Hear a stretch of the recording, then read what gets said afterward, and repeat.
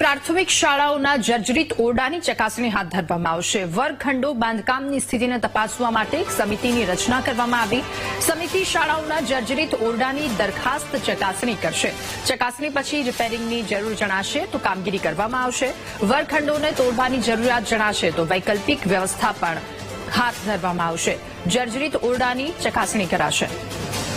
વધુ માહિતી મેળવીશું। સંવાદદાતા મેહુલ આપણી સાથે ફોનલાઈન પર જોડાયા છે। મેહુલ, જર્જરિત ઓરડાની હાથ ધરવામાં આવશે, ચકાસણી કરવામાં આવશે, શું વધુ વિગતો?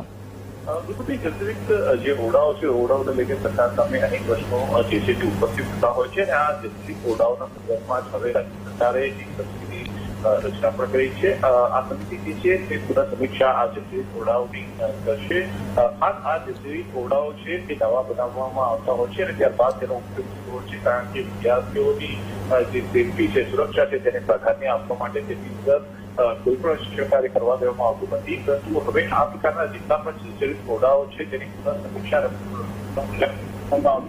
આ સમિતિ તેની તપાસ પણ કરશે અને જે જર્જરિત ઓરડાઓ અને તેમાં ઉપયોગમાં રિપેર કરીને તેને ઉપયોગમાં કરવામાં આવી શકે તો તેવા ઓરડાઓને રિપેર કરીને ફરી ઉપયોગમાં લેવામાં આવશે અને જે ઓરડાઓને રિપેર નથી કરી શકાતા તેમ અને સંપૂર્ણ તેને નવા બનાવવા પડશે તો તેનો રિપોર્ટ પણ તેઓ શિક્ષણ વિભાગને કરશે અને આ સંદર્ભે એક સમિતિની રચના પણ કરવામાં આવી છે અને આગામી દિવસોની અંદર જે વૈકલ્પિક જે વ્યવસ્થાના થાય તેનો ઉપયોગ જે છે તે પણ કરવાનો રહેશે। જી, આભાર આપનો તમામ વિગતો સાથે જોડાવા બદલ।